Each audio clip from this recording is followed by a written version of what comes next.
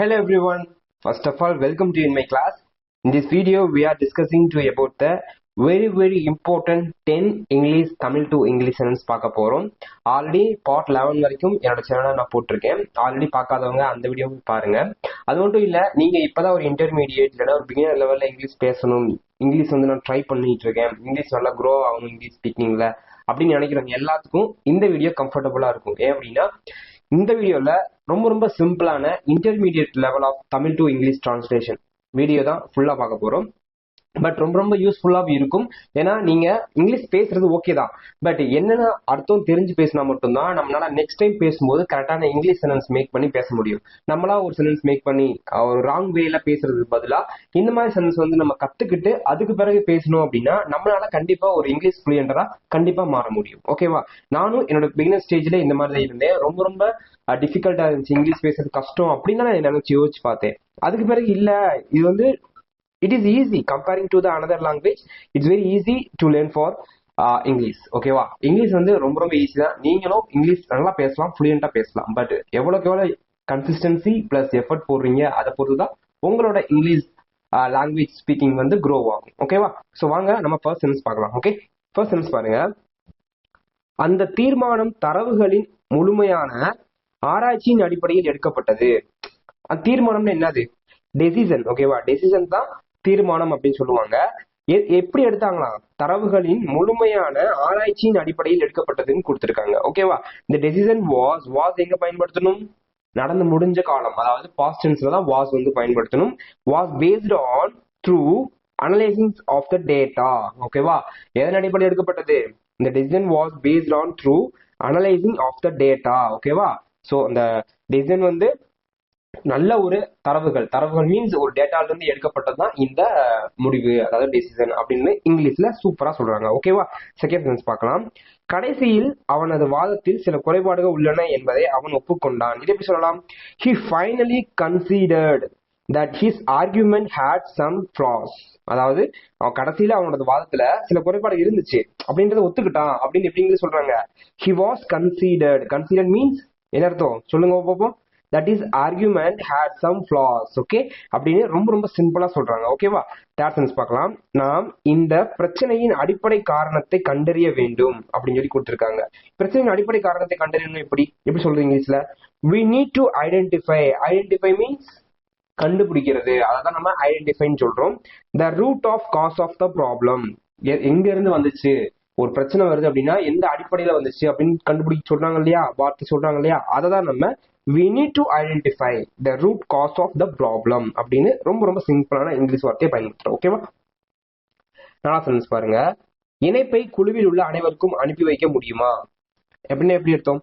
could you forward the attachment to everyone on the team? நம்ம எக்ஸாம்பிளுக்கு ஒரு நம்ம மொபைல்ல ஏதாவது ஒரு முக்கியமான விஷயம் இருக்கும், பிடிஎஃப் இருக்கும், போட்டோஸ் இருக்கும், ஃபைல்ஸ் இருக்கும், இதெல்லாம் ஷேர் பண்ணுங்க டீம்ல அப்படின்னு நம்ம தமிழ்ல தான் சொல்லுவோம். பட் அதை எப்படி இங்கிலீஷ் சொல்லலாம் அப்படின்னா could you forward the attachment to everyone on the team? Forward பண்ண முடியுமா? நம்ம அட்டாச் பண்ணி அந்த ஃபைல் அட்டாச் பண்ணி குரூப்ல எல்லாத்துக்கும் அனுப்ப முடியுமா அப்படின்னு நம்ம இங்கிலீஷ்ல சூப்பரா கேட்கலாம். ஓகேவா? அதான் சென்டென்ஸ் பாருங்க. ஒரு புதிய மொழியை கற்க நிலையான முயற்சி தேவை. இது எப்படி சொல்லலாம்? Learning a new language. ஒரு புதிய மொழியை கற்கிறதுக்கு ரெக்வயர்ஸ் மீன்ஸ் தேவை அப்படின்னு அர்த்தம். ஓகேவா? ரெக்வயர்ஸ் மீன்ஸ் என்ன அர்த்தம்? தேவை அப்படிங்கறத நம்ம ரெக்வயர்னு சொல்லுவோம். Consistent effort. நான் ஆல்ரெடி சொன்னேன் இல்லையா, ஒரு லாங்குவேஜ் கத்துக்கிறதுக்கு கண்டிப்பா கன்சிஸ்டன்ட் முக்கியம், எஃபர்ட் முக்கியம். அதான் நம்ம இங்கிலீஷ்ல சொல்றோம். Okay, learning a new language requires consistent and effort. ஓகேவா? ரொம்ப சிம்பிளா இந்த சென்டென்ஸ் நம்ம பார்த்து முடிச்சிட்டோம். ஓகே, சிக்ஸ்த் சென்டென்ஸ் பார்க்கலாம். அவர்கள் தங்கள் திருமண நாளை ஒரு சிறிய நெருக்கமான கூட்டத்துடன் கொண்டாடினார்கள். எப்படி சொல்லலாம்? ஆல்ரெடி கெட் டுகெதர்னு சொல்லுவாங்க, நீங்க கேள்விப்பட்டிருப்பீங்க. கெட் டுகெதர்னா என்ன? ஒரு ஃபங்க்ஷனோ ஒரு மீட்டிங்கோ நடக்கும், அங்கதான் கெட் டுகெதர் அப்படின்னு சொல்லி இங்கிலீஷ் வார்த்தையை பயன்படுத்துவாங்க. அவர்கள் தங்கள் திருமண நாளை ஒரு சிறிய நெருக்கமான கூட்டத்துடன் கொண்டாடினார்கள். தே செலிப்ரேட்டட் மீன்ஸ் ஃபங்க்ஷனை கொண்டாடுறது, அதான் செலிப்ரேட்னு சொல்லுவாங்க. தயர் ஆனிவர்சரி, அவங்களோட ஆனிவர்சரிய வித் எ ஸ்மால், எப்படி சின்ன இடம், அதாவது சிறிய நெருக்கமான intimate gathering. Intimate gathering means நெருக்கமான கூட்டத்துடன், அதான் இன்டிமேட் கேதரிங் சொல்றாங்க. ஓகேவா? இன்டிமேட் கேதரிங் மீன்ஸ் நெருக்கமான கூட்டத்துடன் செலிப்ரேட் பண்ணிருக்காங்க அப்படின்னு ரொம்ப சிம்பிளா இந்த சென்டென்ஸ் அமைச்சிருக்கு. ஓகே, ஏழாவது சென்டென்ஸ் பாருங்க. வானிலை முன்னறிவிப்பு பின்னர் இடியுடன் கூடிய மழைக்கு வாய்ப்புள்ளதாக கூறுகிறது. வானிலை முன்னறிவிப்பு என்ன? வெதர் கண்டிஷன் எப்படி இருக்குன்னு நம்ம செய்தியில பார்ப்போம், நியூஸ்ல பார்ப்போம். அதை வந்து சொல்லுவாங்க. பட் இங்கிலீஷ்ல எப்படி கன்வே பண்றது? இந்த வெதர் ஃபார்காஸ்ட், வானிலை முன்னறிவிப்பு, அதான் வந்து ஃபார்காஸ்ட். ஃபார்காஸ்ட் மீன்ஸ் முன்னறிவிப்பு. சஜஸ்ட் பண்றாங்க. என்னத்தை சஜஸ்ட் பண்றாங்க? சஜஸ்ட் மீன்ஸ் ஒருத்தவங்களை பத்தி சொல்றது, சஜஸ்ட் பண்ணுங்க அப்படின்னு சொல்றாங்க இல்லையா, அதுதான் வந்து வானிலை முன்னறிவிப்பு. என்ன சொல்றாங்கன்னா, possibility of thunderstorms later. Thunderstorms means இடியுடன் கூடிய மழைக்கு வாய்ப்பு உள்ளது, அததான் வந்து அப்படி சொல்றாங்க. இடியுடன், தண்டர் ஸ்டோம்ஸ் மீன்ஸ் இடியுடன் கூடிய. புயல்னு சொல்றாங்களா, புயல்னா என்ன அர்த்தம்? ஸ்டோம்னு அர்த்தம். ஓகே, புயல் மீன்ஸ் ஸ்டோம் அப்படின்னா புயல்னு அர்த்தம். தண்டர்னா இடின்னு அர்த்தம். ஓகேவா? தண்டர் மீன்ஸ் இடின்னு அர்த்தம். அததான் வந்து சொல்றாங்க. எப்படி சொல்றாங்க? இந்த weather forecast suggest a possibility of thunderstorms later, இடியுடன் கூடிய மழைக்கு வாய்ப்பு உள்ளது அப்படின்னு ரொம்ப ரொம்ப சிம்பிளா சொல்லி முடிச்சிடுறாங்க. ஓகேவா? டேட்டா சென்ஸ் பார்க்கலாம். இரவு 10 மணிக்கு பிறகு சத்தம் எழுப்புவதை தவிர்க்கவும். நார்மலா 10 மணிக்கு மேலதான் அதிகமா சவுண்டே வரும் எல்லா ஏரியாவுக்கும். என்ன பட் இந்த சென்டென்ஸ் எப்படி மேக் பண்றது அப்படின்னா, please refrain. Please refrain means from making loud noises after 10 p.m. Refrains means எழுப்புவது. ஓகேவா? Please refrain from making loud noises, அதாவது சத்தமா எதுவுமே எந்த ஒரு சவுண்ட் வராத அளவுக்கு 10 மணிக்கு மேல இருங்க அப்படிங்கிறத எப்படி சொல்றாங்க?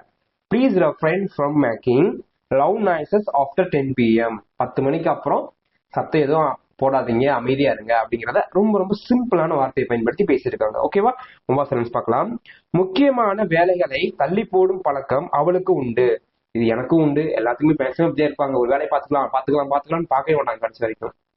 பட் பார்க்கணும். அது எப்படி பார்க்கறது? பட் அதை எப்படி இங்கிலீஷ் சொல்றது? ரொம்ப ரொம்ப சிம்பிள் தான். she has a tendency. tendency means என்னது? சொல்லுங்க பாப்போம். to procrastinate on important task. Okay, procrastinate means தள்ளி போடும் பழக்கம்.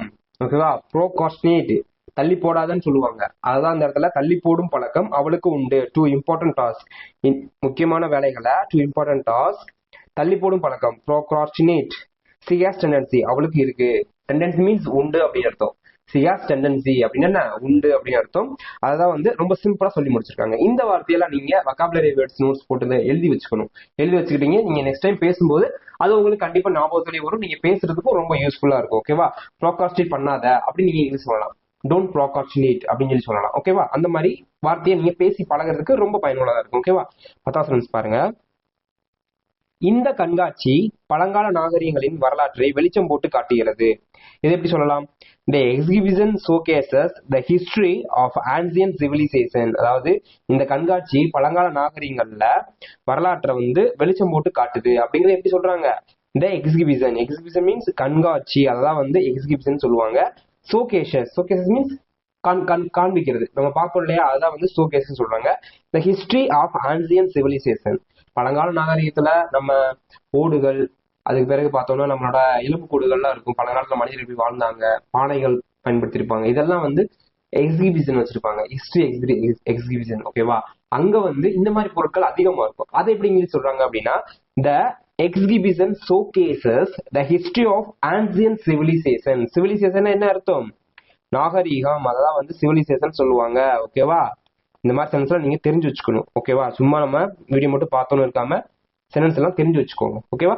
ஸோ 10 சென்டென்ஸ் பார்த்து முடிச்சிருக்கோம். 10மே ரொம்ப இன்டர்மீடியட் லெவல். இப்பதான் நீங்க வீடியோ இருந்தா கண்டிப்பா இதெல்லாம் புரிஞ்சிருக்கும் உங்களுக்கு. பட் அதெல்லாம் தாண்டி நான் சொன்ன சில வொக்காபுலரி வேர்ட்ஸுமே நீங்க எழுதி வச்சுக்கோங்க. அது ரொம்ப யூஸ்ஃபுல்லா இருக்கும். ஓகேவா? சும்மா அந்த வீடியோ மட்டும் பார்த்துட்டு ஸ்கிப் பண்ணிட்டு போயிடாதீங்க. நீங்க ஒரு நோட் போட்டு எழுதுங்க. அப்பதான் உங்களுக்கு இங்கிலீஷ் இம்ப்ரூவ் பண்றதுக்கு ரொம்பவே யூஸ்ஃபுல்லா இருக்கும். ஓகேவா? இந்த வீடியோ பிடிச்சா மறக்காம லைக் அண்ட் சப்ஸ்கிரைப் பண்ணிக்கோங்க. அப்பதான் எனக்கு ஒரு மோட்டிவேட்டடா இருக்கும். நீங்க ஃபாலோ பண்ணீங்கன்னா எனக்கு கொஞ்சம் யூஸ்ஃபுல்லா இருக்கும். Okay, thank you friends.